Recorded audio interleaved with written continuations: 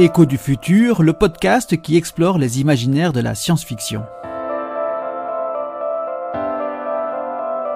En partenariat avec Monde Numérique et InCyberNews, le média de la confiance numérique. Ready Player One ou entre utopie et dystopie, une vision ludo-consommatrice de l'avenir de l'Internet. Ready Player One, le film de Steven Spielberg de 2018, permet à chacun d'entre nous de comprendre ce que pourraient être un jour les métavers. Il est surtout la figuration des forces et des limites de ces espaces virtuels qu'on nous annonce comme l'avenir de l'Internet. Le film démarre sur un constat que le héros fait de son propre temps. En 2045, après diverses crises environnementales et économiques, l'humanité a arrêté de tenter de résoudre les problèmes. Passés en mode survie, les gens se contentent de composer avec le réel tel qu'il est. Dans les faits, tout le monde cherche à fuir ce réel pour des mondes meilleurs et virtuels. Là, chacun peut être ce qu'il souhaite être, dans une libre autodétermination de genre, de forme, d'origine et de destin plus ou moins mythologique, mais surtout boosté à la pop culture. Les univers virtuels de Ready Player One prennent aussi la forme d'une réponse à la désillusion, à la pauvreté et au chômage endémique, à la pollution et au dérèglement climatique. Accessibles à tous, ces mondes parallèles offrent l'accès à une vie idéale, ou plutôt au rêve d'une ascension sociale au travers d'une gamification de la réalité poussée à son paroxysme. Mais une question s'impose. Que sont ces mondes virtuels? Que sont ces métavers qui sont au cœur de ce film? Pour essayer d'apporter quelques éléments de réponse objectifs, il faut déjà commencer par ajouter l'adjectif persistant au terme monde virtuel. Ces espaces numériques ont ceci de particulier qu'en fonction des moyens matériels mis à leur disposition, ils continuent à se déployer, qu'on y soit connecté ou non. Ensuite, il faut constater le lien fort existant entre ces mondes virtuels et celui du commerce. Ce film, comme le roman dont il a été tiré, doit une partie de sa renommée à une multitude de références à la pop culture dont il est truffé. Là sont convoqués les univers des jeux vidéo, de la musique, du cinéma. Ce lien passe donc par le divertissement.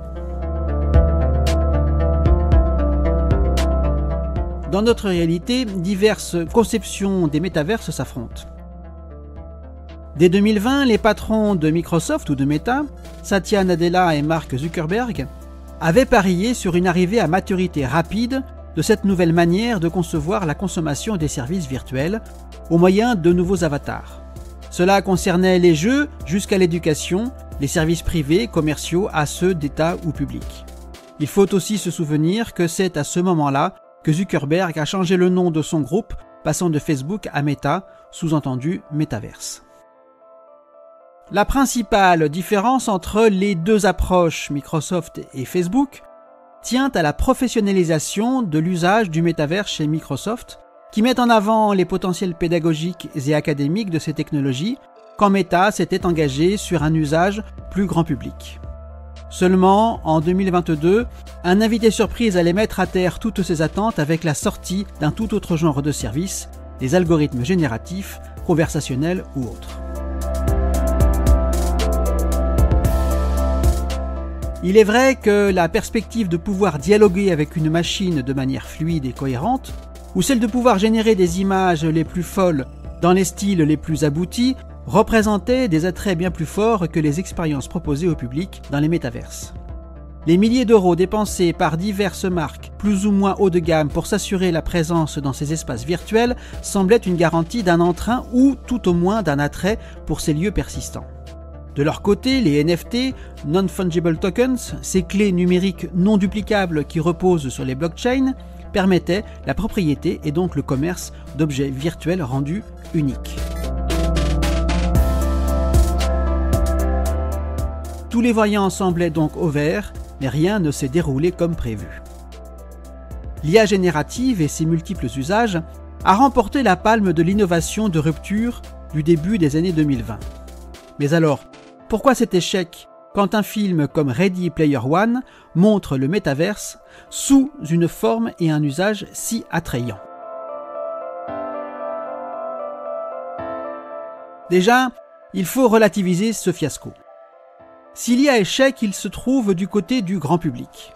Des professionnels utilisent des métaverses propriétaires dans de nombreux domaines et ce depuis de nombreuses années. Un exemple, Dassault Systèmes qui projette dans son métaverse des Virtual Twins, des jumeaux numériques, permettant à ses armées d'ingénieurs de travailler de front et en interaction constante. Ce sont des conditions nécessaires à la conception de systèmes, même complexes comme un avion, du côté de Dassault Aviation, qui demeurent virtuels de bout en bout de leur élaboration. Ainsi, sans passer par le prototypage, le premier produit qui sort des chaînes de montage est directement opérationnel. Du côté du grand public, en 2022, il faut bien l'avouer que, lors de nos premières connexions au métaverse, l'effet « waouh » n'avait pas été au rendez-vous. Rien de comparable avec la découverte de ChatGPT d'OpenAI. Alors que s'est-il passé ? Peut-être qu'à l'époque, les concepteurs de ces métaverses avaient oublié quelque chose. L'interface humain-machine n'a rien de naturel ni d'acquis. C'est cependant sur elle, sur cette interface, que repose l'expérience utilisateur. Or, les premières expériences ainsi que les graphismes proposés étaient si décevants qu'ils ont provoqué un rejet. Cela veut-il dire que se perdre dans les métavers, à l'image de ce qui est proposé dans un film comme Ready Player One, serait de l'ordre du rêve ? À moins qu'il ne faille encore attendre. Il n'y a pas de réponse absolue à ces interrogations néanmoins légitimes. Par contre, on peut essayer de tirer quelques enseignements de la comparaison entre les métaverses de l'année 2022 et celui de 2045. Déjà, dans Ready Player One, il semble n'y avoir qu'un seul métavers. Celui-ci se nomme l'Oasis. Il est un personnage à part entière du film. Ensuite, tous les usagers semblent savoir s'en servir, peu importe leur âge ou leurs conditions physiques. L'interface semble s'adapter à chacun d'eux pour leur offrir une expérience optimale, bien que la qualité de cette expérience reste tout de même en fonction du matériel utilisé.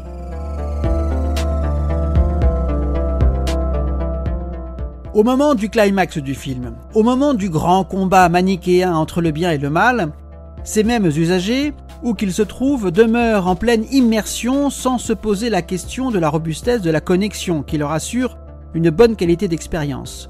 Pas plus de question d'autonomie des batteries dans le monde de Ready Player One.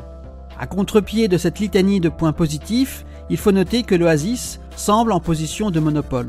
Dans le monde de Ready Player One, pas de concurrence, c'est d'ailleurs un des enjeux de l'intrigue du film.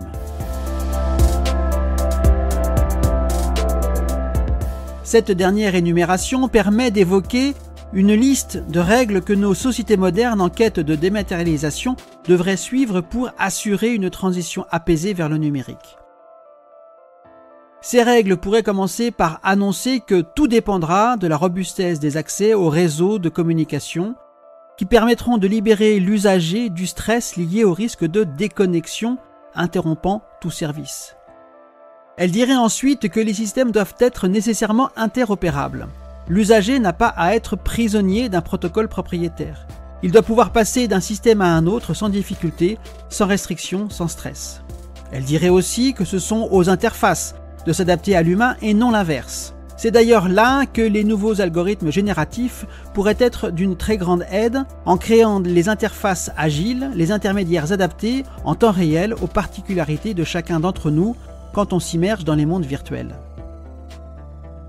Reste un dernier point, garantir l'hybridation d'accès à tout système qui cherche à se dématérialiser. N'importe quel service devant conserver un guichet physique. C'est d'autant plus indispensable au sujet d'un service public.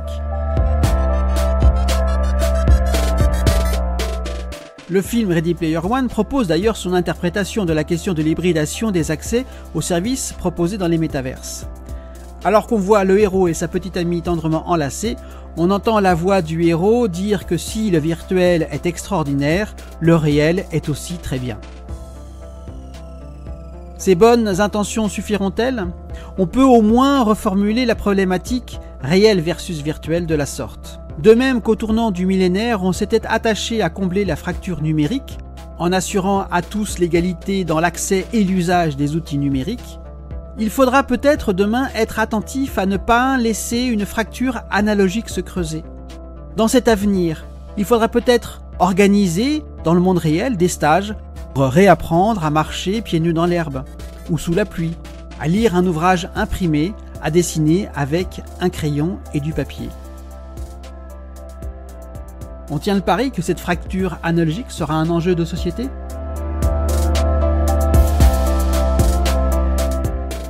Et rendez-vous avant la fin de l'Anthropocène pour un nouveau podcast d'Écho du futur. Une production de futurhebdo.fr et du comptoir prospectiviste.